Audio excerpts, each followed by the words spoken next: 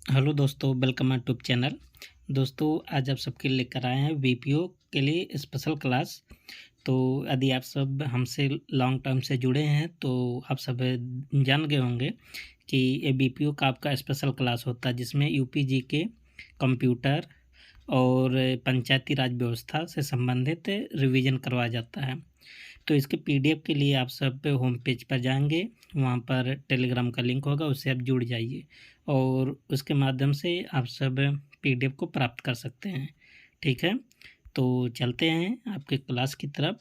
क्या है, देखिए, केंद्रीय ग्रामीण स्वच्छता कार्यक्रम कब आया था? 1986 में। किसके समय में आया था? राजीव गांधी जी के समय में। इसका जो टारगेट था ना, केंद्रीय ग्रामीण स्वच्छता कार्यक्रम का, ग्रामीण लोगों के जीवन की गुणवत्ता में सुधार लाना और महिलाओं को सम्मान दिलाना। ठीक है, आगे देखिए क्या है कि राज्य सूची में कौन कौन से विषय आते हैं ना, तो लोक स्वास्थ्य, पुलिस, स्थानीय स्वशासन, जो आपके लिए बहुत इम्पोर्टेंट है ना, और लोक स्वास्थ्य एवं स्वच्छता, पुस्तकालय, शमशान घाट जानते हैं ना, जहाँ पर मुर्दे जलाए जाते हैं, गाड़े जाते हैं, कृषि और कृषि पर कर और प्रति व्यक्ति पर कर और मादक पेय, ये सब जो विषय है ना, राज्य सूची के विषय हैं। ठीक है, तो पूछ लेगा कि कौन सा राज्य सूची में आता है। आगे देखिए, एक योजना और उजाला योजना ना, इसका पूरा नाम क्या है? Unnat Jyoti by affordable LED for all. ठीक है, और इसका जो शुरुआत हुआ था 5 जनवरी 2015 को हुआ था। इसका जो उद्देश्य था, घरेलू उपभोक्ताओं को सस्ते मूल्य पर एलईडी बल्ब देना।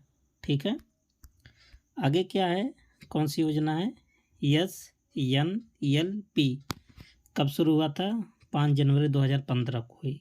इसका पूरा नाम आपको आना चाहिए, क्योंकि इसी पैटर्न पर लेखपाल में बहुत क्वेश्चन आया था ना, शॉर्ट नाम दिया था और उसको इसके बारे में पूछा था।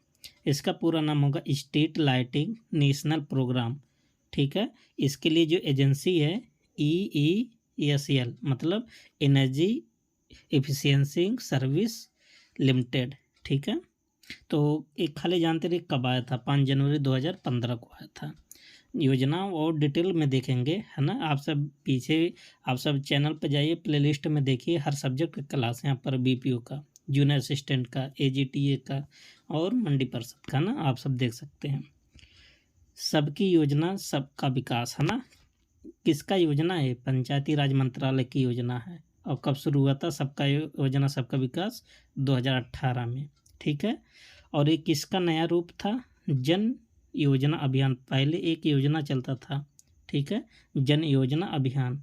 कब शुरू हुआ था? 2022 में। इसी का उन्नत रूप है। ठीक है, अब देखिए, 2 अक्टूबर 2022 से 31 जनवरी 2023 तक यह योजना चला। कौन? जन योजना अभियान।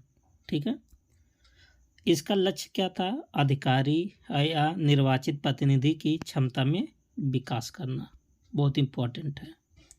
आगे देखिए, जीपीडीपी योजना होता ना, एक होता है बीपीडीपी, एक होता ग्राम पंचायत के लिए होता है, एक होता ब्लॉक पंचायत के लिए, एक होता जिला पंचायत के लिए ना, वही है जीपीडीपी, बीपीडीपी या डीपीडीपी, है ना।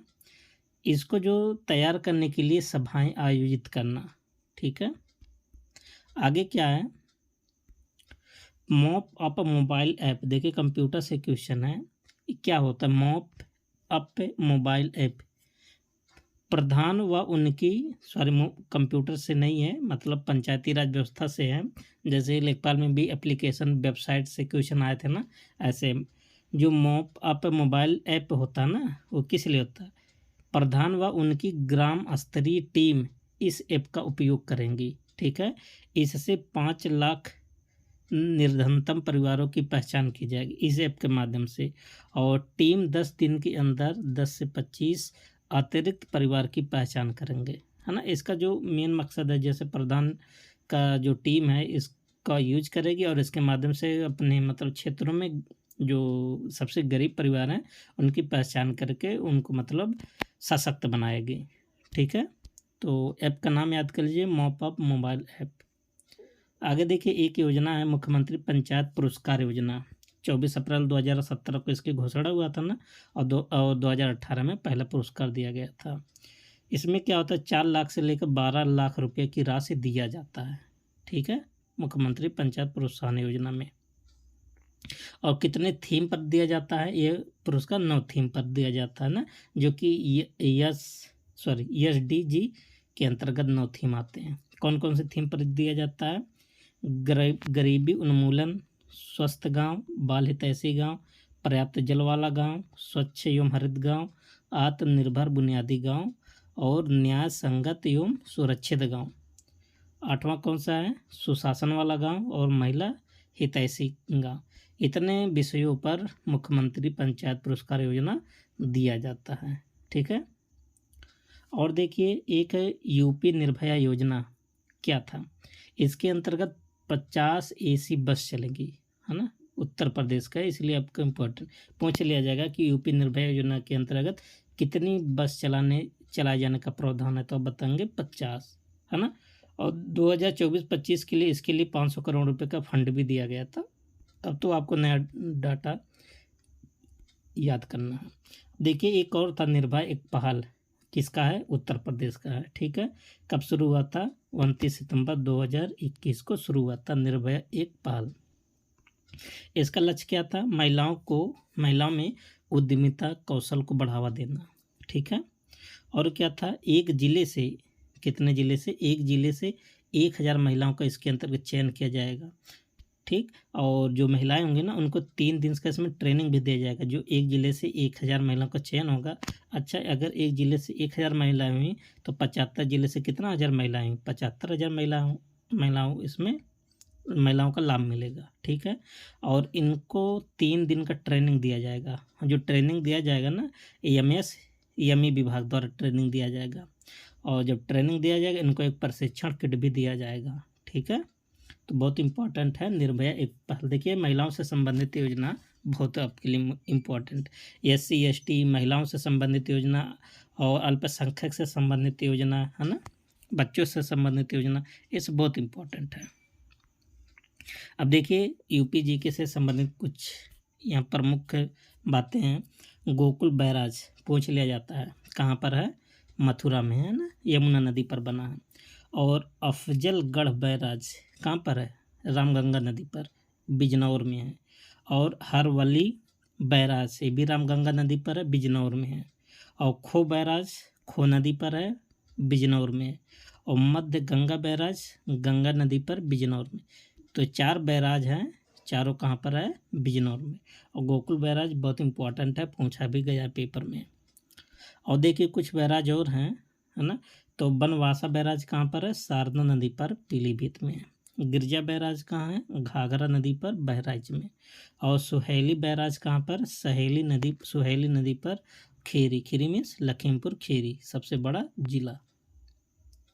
आगे देखिए, क्या है? परीक्षा जल विद्युत केंद्र किस नदी पर है? बेतवा नदी पर है, झांसी जिले में। ओबरा जल विद्युत केंद्र सोनभद्र जिले में है, रियंद नदी पर, ठीक। और माता टीला बांध कहाँ पर है? बेतवा नदी पर, किस जिले में है? ललितपुर जिले में। तो दोस्तों, आप सब देख सकते हैं, आप सबका रिवीजन बहुत तेज होगा ना। आप सब अपना कीमत समय निकाल कर ज़रूर देखें और अपने दोस्तों के साथ आप सब ज़रूर शेयर करें, ठीक है। केंद्रीय पंछी संस्थान कहाँ पर है? बरेली में है, बहुत बार क्वेश्चन पूछा गया है। और गोविंद बल्लभ पंत सामाजिक विज्ञान संस्थान कहाँ पर है? प्रयागराज में है, ठीक है। आगे देखिए, और क्या है? नकटकैया मेला कहाँ लगता है? बनारस में लगता है ना। तो इतना UP GK का पोर्शन था, भी और मिलेगा, है ना। सब आपको पहले बताएं, थंबनेल में आप देखे होंगे 100 मार्क, 100 मार्क आपका यहाँ तैयारी होगा, ठीक है। और IP एड्रेस में कितने लेयर होते हैं? 5 लेयर होते हैं ना। IP एड्रेस में कितना लेयर होता है? 5। अच्छा, पहले इसमें आप वो वाला लेयर मत देखिएगा, OSI लेयर में 7 लेयर होते हैं। ये IP वाला बहुत करना है ना। तो इसमें पहले 4 लेयर होता था, लेकिन अब अपडेटेड में कितना लेयर होता? 5 लेयर। तो 5 लेयर आप सब याद कर लेंगे। कौन कौन सा? Physical layer, data link layer, network layer, transport layer और एप्लीकेशन लेयर। तो ये 5 लेयर हैं, ठीक है। और देखिए बनारस घराने से कौन कौन संबंधित है ना, तो बनारस घराने में एक थे कथक। कथक से कौन संबंधित है? सितारा देवी। सितारा देवी का संबंध किस घराने से है? बनारस घराने से। और अलकनंदा देवी और नलिनी कमलनी, ये सब कथक से संबंधित है बनारस घराने से। कथक से ध्यान देना बहुत इंपॉर्टेंट है। और वैसे बनारस घराने से कौन कौन संबंधित है? मोतीबाई, राजेश्वरी देवी, राजेश्वरी गौहर, बागेश्वरी देवी, गिरिजा देवी, बहुत इंपॉर्टेंट है गिरिजा देवी, और इमाम बाई, चित्राबाई, रसूलन बाई। देखिए जितने भी बाई हैं, लगभग 3-4 बाई हैं, सब कहाँ से? बनारस घराने से। ठीक है। और बनारस घराने से कथक कौन कौन है? ये तीनों लोग का नाम याद कर लीजिए। ठीक। अब देखिए तबला वादक, बनारस घराने से तबला वादक कौन कौन है? पंडित राम सहाय, जानकी सहाय, भैरव सहाय, समता प्रसाद। अच्छा, समता प्रसाद को एक और नाम से जाना जाता है, गुदई महाराज, है ना। किशन महाराज, कैलाश मिश्रा और कंठे महाराज, ये सब है तबला वादक। किस घराने से? बनारस घराने से। ठीक है। देखिए सब यहाँ सिलेक्टेड क्वेश्चन है। और बुंदेलखंड के नृत्य देख लेते हैं जो इम्पोर्टेंट नृत्य है। लठमार, देवी नृत्य, राई नृत्य बहुत इम्पोर्टेंट है, कानरा नृत्य, घोड़ा नृत्य, बरेड़ी नृत्य, धूरिया और पायडंडा। पायडंडा भी बहुत इम्पोर्टेंट है ना। और पायडंडा जैसे गुजरात में एक होता है डांडिया नृत्य, वैसे होता है बुंदेलखंड में पायडंडा नृत्य। ठीक है। अब देखिए क्या है, हाई कोर्ट उत्तर प्रदेश का स्थापना कब हुआ था? 1866 में। इसके जो पहले जो जज थे ना हाई कोर्ट के, वाल्टेर मॉर्गन थे, और वर्तमान समय में कौन है? अरुण भंसाली जी हैं। ठीक है, पूछ लिया जाता है। अच्छा, उत्तर प्रदेश का हाई कोर्ट सबसे पहले कहाँ पर था? आगरा में इसकी स्थापना हुआ था। ठीक है, तो 1688 में आगरा में हुआ था, और 1869 में इसके बाद कहाँ पर आ गया था? प्रयागराज में। आगे देखिए उत्तर प्रदेश न्यायालय अधिनियम कब आया था? 2008 में। तो बहुत इम्पोर्टेंट है, पूछ लिया जाता है उत्तर प्रदेश में न्यायालय अधिनियम कब आया? 2008 में। ठीक। देखिए कंप्यूटर का पार्ट है। एक निब्बल में कितने बिट होते हैं? 4 बिट होते हैं। और एक बिट में कितने निब्बल होते हैं? 2 निब्बल। याद कर लीजिए, बहुत बार पूछा भी गया है। आगे देखिए एक्ट 1959 की अगर बात करें, है ना, तो किससे संबंधित है? नगर निगम से संबंधित है। एक्ट 1959 में एक धारा पड़ता, धारा 17। ठीक है, वैसे ये नगरों से संबंधित है, इतना डीप में नहीं जाएगा, फिर भी आप देख लीजिए जो मेन में है ना, क्योंकि आप सब एक्ट 1947 तो सिलेबस में है ही, तो एक्ट 1961 तो आप सब पढ़ेंगे ही, तो थोड़ा इसमें भी देख लेते हैं। तो धारा 17 में क्या है? महापौर, जिसे मेयर बोलते हैं, नगर निगम का सदस्य होता है। ठीक है। आगे देखिए ये उत्तर प्रदेश का वन रिपोर्ट, ये पीछे का वन रिपोर्ट है ना, तो अब जो नया वाला आया है उसके अनुसार अब देखेंगे। ठीक है, उसके लिए एक स्पेशल वीडियो लाएंगे, वन रिपोर्ट 2023 का, है ना। अब देखिए समिति, ऋग्वेद में सभा, समिति, विदत, है ना, इन सब का वर्णन है। तो समिति को ऋग्वेद में कितनी बार आया है? 9 बार आया है। और समिति का जो संबंध है ना, जैसे आजकल लोकसभा होता है वैसे समिति है, तो समिति किसके जैसा है? और लोकसभा के जैसा है ना। और इसका काम क्या था? राजा के निर्वाचन में या पुनर्निर्वाचन में महत्वपूर्ण इसका भूमिका होता था समिति का। और समिति के जो प्रधान होता था, जो मुखिया होता था, उसको ईशान बोलते हैं, है ना। जो समिति का मुखिया होता है उसको क्या बोलते हैं? ईशान। और जनसाधारण की आवाज़ अभिव्यक्ति था, मतलब जो गांव में जो जनसभा थी ना, आप कह सकते हैं समिति उसका आवाज़ था। जैसे आजकल आप देखते हैं लोकसभा से जो प्रत्याशी जाते हैं, जो सांसद बनते हैं, कहाँ जाते हैं? एकदम ज़मीनी ग्राउंड से तो लोग उनको भेजते हैं वोट दे करके। तो जो सांसद होते हैं हम सबकी आवाज़ होते हैं ना वो, तो वही है समिति, जनसाधारण की आवाज़। इसीलिए इसको तुलना किससे किया गया है? लोकसभा से, है ना। जनसाधारण की आवाज़ अभिव्यक्ति थी करने की संस्था, जनों के सभी व्यक्ति भाग लेते थे इसमें, है ना। देखिए समिति आप सब कहोगे। दूसरा आपका है सभा। सभा कितनी बार ऋग्वेद में आया? 9 बार। और एक किसके समान है? राज्यसभा के समान। ठीक है। देखिए ऋग्वैदिक काल में राजा के सहयोगी कौन कौन होते थे? ग्रामीणी। और पुरोहित होते थे और सेनानी होते थे। ये सब राजा के सहयोग करते थे। तो ग्रामीणी मेन आपका है, तो ग्रामीणी प्रशासनिक कार्यों के ग्राम का नेता होता था ना। तो ग्रामीणी क्या होता है, जो गांव होता था उसका मुखिया होता था। ग्रामीणी जो गांव का नेता होता था, ठीक है।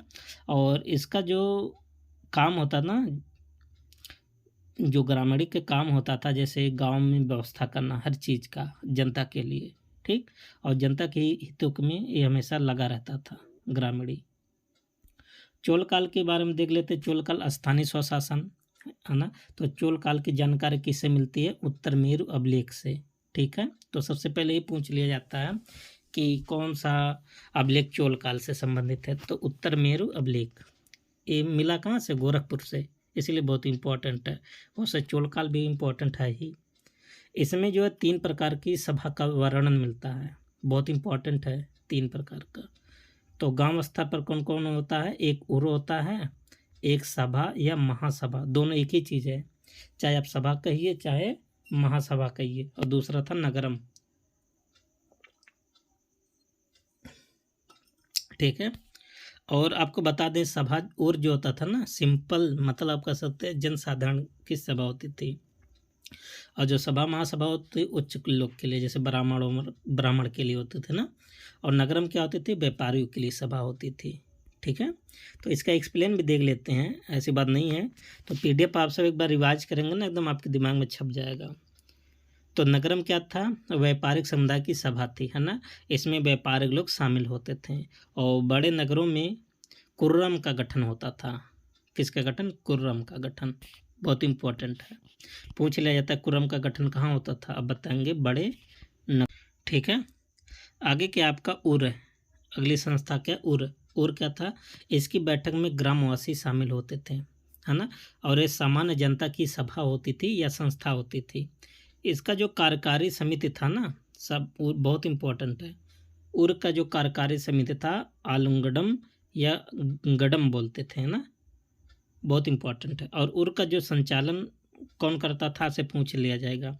तो उर का संचालन ना कोई भी व्यक्ति कर सकता था, बहुत इंपॉर्टेंट बात है। लेकिन शर्त भी था, कोई भी व्यक्ति जरूर कर सकता था, लेकिन जो टैक्स पे करता था वही इसका उर का संचालन करता था, ठीक है। यहाँ कोई प्रतिबंध नहीं था कि मुखिया ही करेगा, ग्रामीणी ही करेगा, है ना। तो कोई भी व्यक्ति कर सकता था उर का संचालन। अगला देखिए, सभा या महासभा गांव के वरिष्ठ ब्राह्मण की सभा थी, ठीक है। अग्रहार ग्रामों में होती थी इसका गठन। अग्रहार ग्राम क्या होता था, ग्राम जो ब्राह्मणों को दान में दिए जाते थे उसको अग्रहार ग्राम बोलते थे, बहुत इंपॉर्टेंट है, ठीक है। अब देखिए, और इसी को बोला जाता है क्या, मंगलम या ब्राह्मण गांव, है ना। अग्रहार ग्राम को क्या बोलते जाते हैं, मंगलम भी बोलते हैं या ब्रह्मदेव गांव, ठीक है। दोनों बातें एक ही है, याद कर लीजिए। कभी कभी पूछ लेता मंगलम किससे संबंधित, तो ब्राह्मणों वाला गांव से संबंधित है ना। अब देखिए, शासन के लिए संस्था एक था महाजन, ठीक है। और सभा समानता अपनी समितियों के आधार पर काम करती थी, जिसे वारियम कहते थे। सभा का जो समिति था ना उसको हम क्या बोलते थे, वारियम, है ना। और वारियम को ही क्या बोल सकते, वर्णम भी बोलते थे, ठीक है।